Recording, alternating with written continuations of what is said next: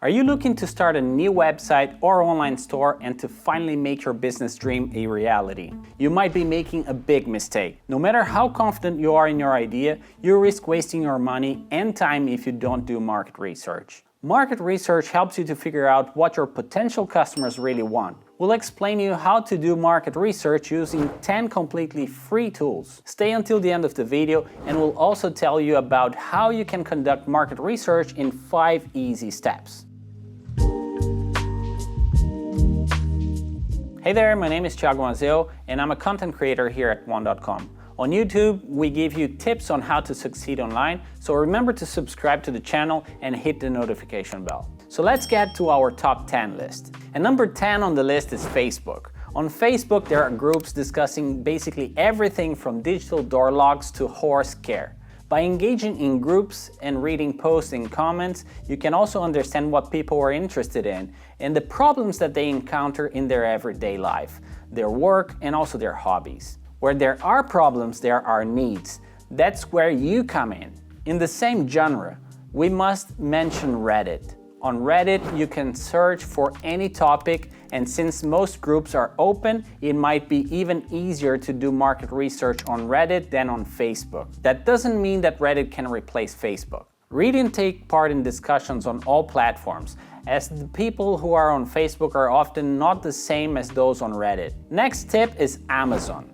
Yes, or any other online store, but Amazon has the most products and reviews out there. On Amazon, you can search for products similar to the one you want to sell. Look at reviews and focus on customers who are not completely satisfied. Why are they not satisfied, and most importantly, what are they missing? Your product could fill that user need. Coming up, we have 4 free tools from Google, but stay tuned as we will also tell you about how you can use AI to make your market research even better. The first Google tool is, of course, Google Search. Search for surveys, statistics, and information on how consumers use products and services relevant to your idea. For example, you can find statistics from Statista, StatCounter, a private company, or a nonprofit.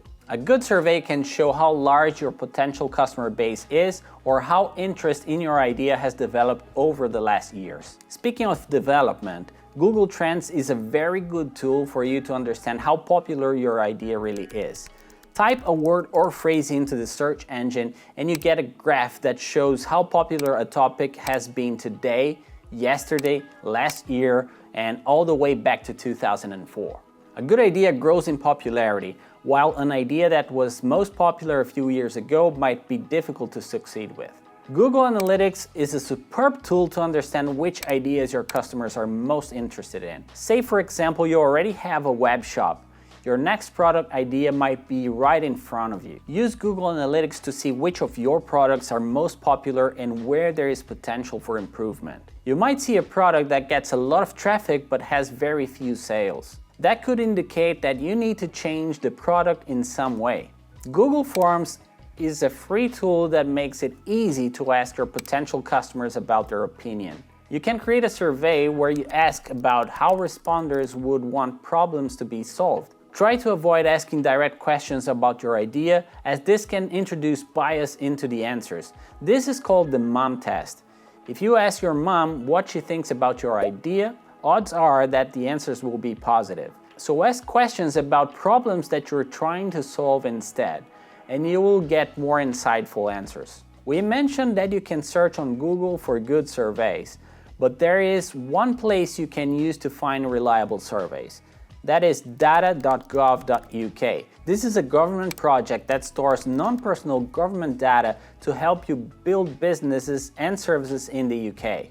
The stats you find might become an interesting data point for your business idea. Sometimes there are opportunities that are related to your idea and that you have missed. With Ahrefs' free keyword generator, you can enter a word and get a list of 100 most popular related keywords on Google. Your idea doesn't need to be at the top of the list, but you can combine Ahrefs with Google Trends to understand which keywords are popular and which ones are also growing. Now to our tip about using a free AI, but first remember to hit the like button below if you like this video. And If you have found another free tool for market research, please share it in the comment section down below.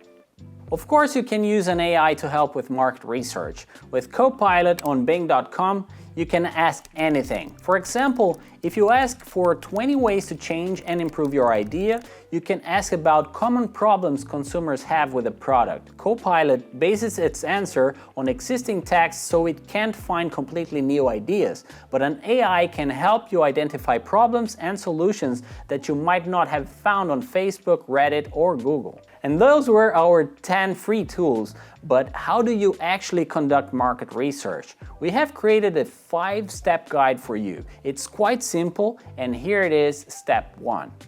Set a goal. It's important to know why you're doing market research. Be honest and set a goal that can give you a useful answer. Your goal could be to find out if there is a market for your idea. A bad goal might be to find out how good your idea is. Your idea can be bad, and your goal should not exclude that possibility. Step 2 is to choose a strategy. Choose which tools you want to use and how you want to collect data. Do you want to create a survey that you can send to your friends and colleagues, or do you already have a website and a target audience that you can ask? Which social media platforms are the best fit for your market research? Which online stores can you use to identify consumers' biggest problems? Decide how you want to proceed. Otherwise, your market research project might be too small or might never end. Step 3 is to collect data. Write down the questions you want answers to, and remember the most important things of all. You conduct market research to find out the truth, not to confirm your own opinions. Step 4 is to interpret your data. Remember that all data has its strengths and weaknesses. Think about what your data means and what it says about your idea. You might have an unpleasant awakening, but there are often many good things to learn anyway. You might identify a problem that you have not thought of before. Don't be afraid to change your idea. And speaking of which, the step 5 is to decide. You may choose to redo your entire market research project with a new idea, to change your idea slightly, or just to go for it. Regardless of what you choose to do, we hope you have learned a lot in this video. If you want to learn more, subscribe below to get great videos that will help you to succeed online. Thanks for watching, and I see you guys on the next one.